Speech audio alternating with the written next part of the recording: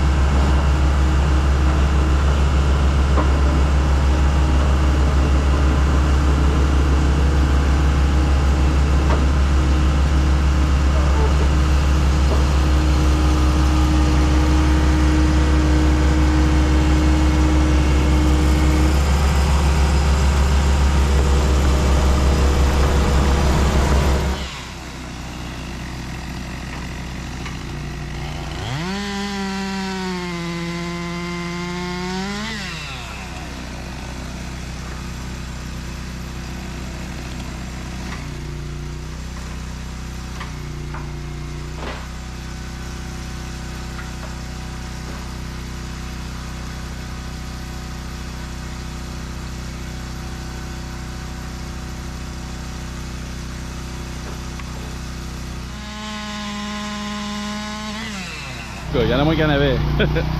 Ça avance bien.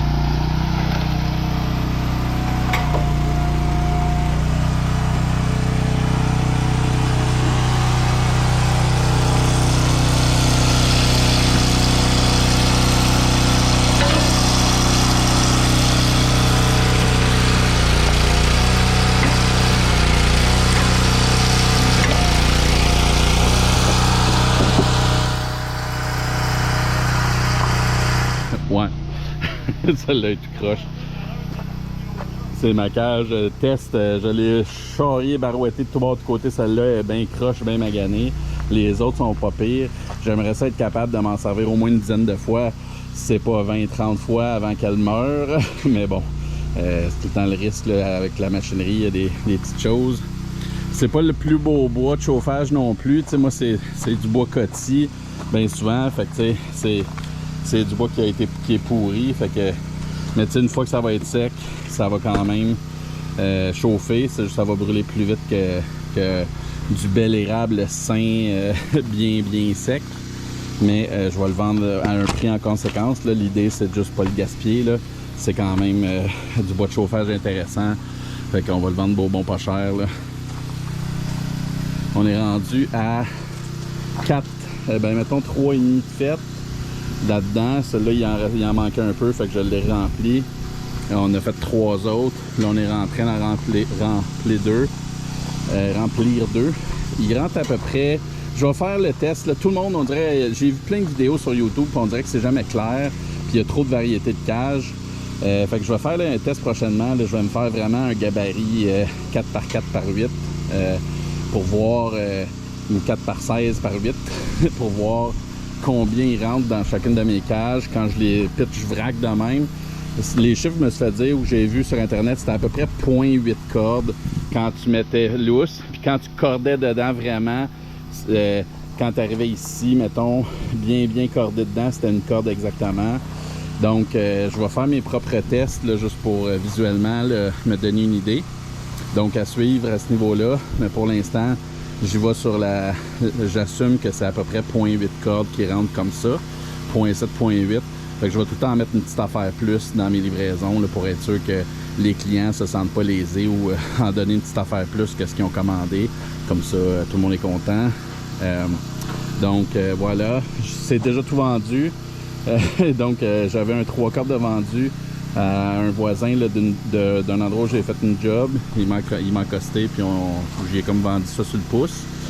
Puis Guillaume qui m'aide aujourd'hui, une de ses chums en a besoin, donc on vient de vendre un autre 3 cages, donc 2 cordes et demie à peu près.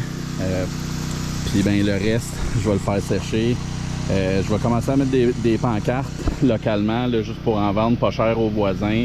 Je vais pas commencer à faire du volume, c'est vraiment pas l'intention, puis faut pas perdre de vue que je suis sur un terrain résidentiel, donc je veux pas commencer, je veux pas que les voisins se plaignent, puis je veux pas que la ville se plaigne non plus. Fait qu'au pire, je déplace mes activités sur un terrain vague de chum, fait que là je vais en faire à petit volume. Fait que c'est pas mal ça l'aventure du bois de chauffage aujourd'hui.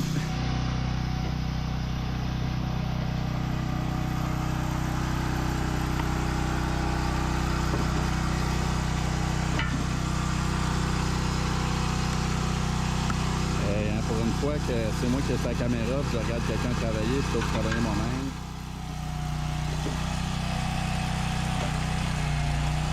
Et moi, je vais y prendre goût. Bon, ben voilà, résultat de la journée. À part du brinti, c'est fait. Donc, ça fait du bien.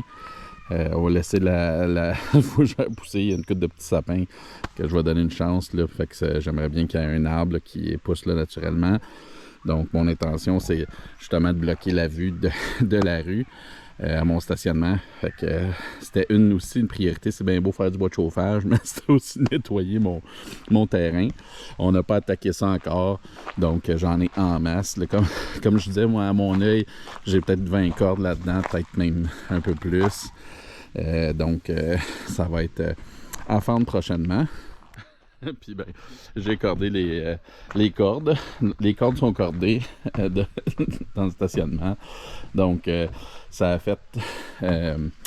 on a fait, dans le fond, 2, 4, 6, 7h30, parce que celle-là était pas mal pleine. Fait que en à peu près 4h30, 5 heures de travail. Donc, mettons, pas un peu plus qu'une corde à l'heure.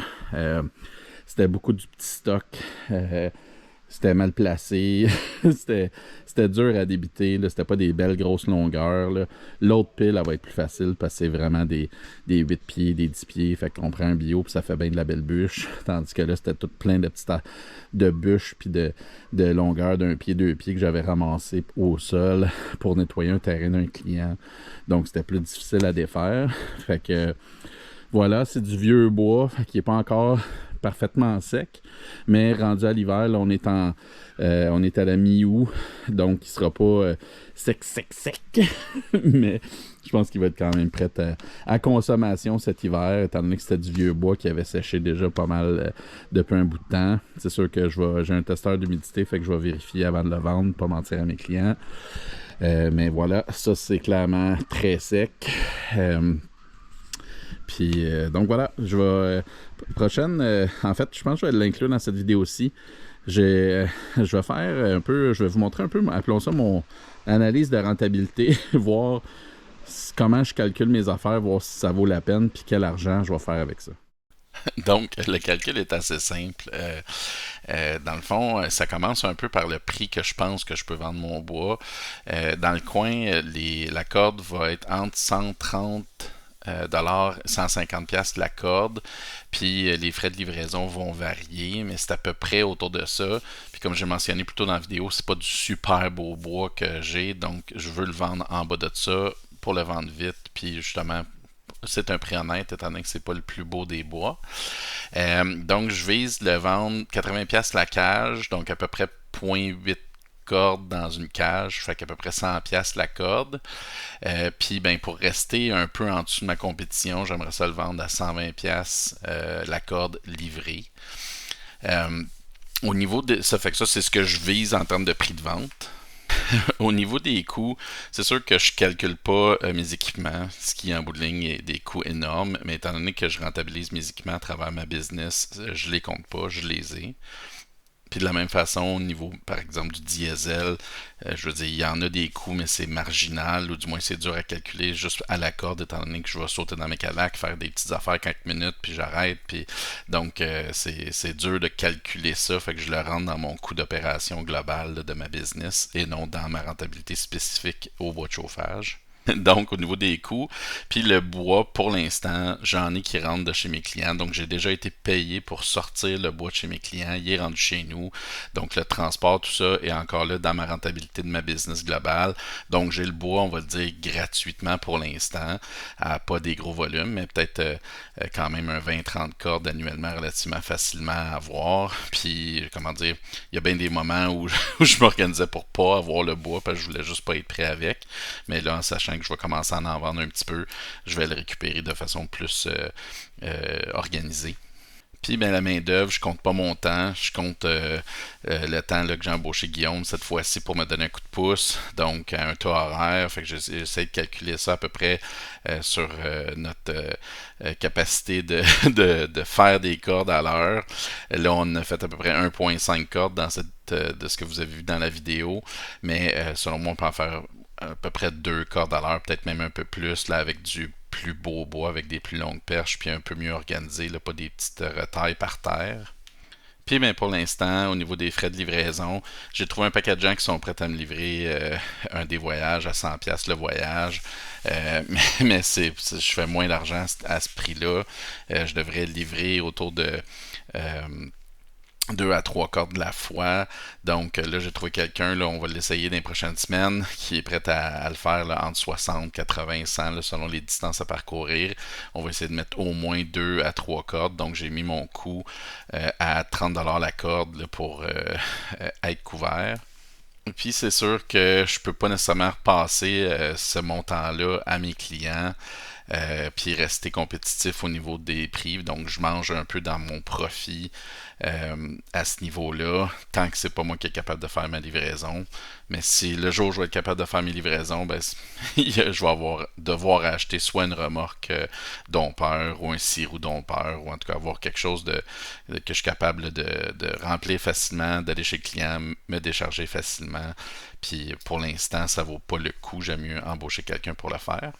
Donc, prix de vente moins les coûts, ça me fait à peu près 90$ la corde ou 80$ la corde livrée. Comme j'ai dit tantôt, on a fait à peu près 1,5 cordes de l'heure, donc ça me donne un revenu d'environ 120 à 135$ de l'heure, ce qui a tout à fait de l'allure là, dans mon plan d'affaires. C'est un peu moins que je vais faire là, selon les types de contrats que je peux avoir avec le petit forestier, mais considérant que c'est des choses que je fais à la maison, le soir, fin de semaine ou de semaine quand j'ai des trous, c'est pas si mal. Donc voilà, je voulais vous montrer vite là, comment je faisais mes calculs, puis si vous faites du bois de chauffage, laissez-moi savoir dans les commentaires combien vous faites avec ça, si c'est intéressant, si vous le faites pour vous ou pour la famille, et on se revoit dans une prochaine lubie.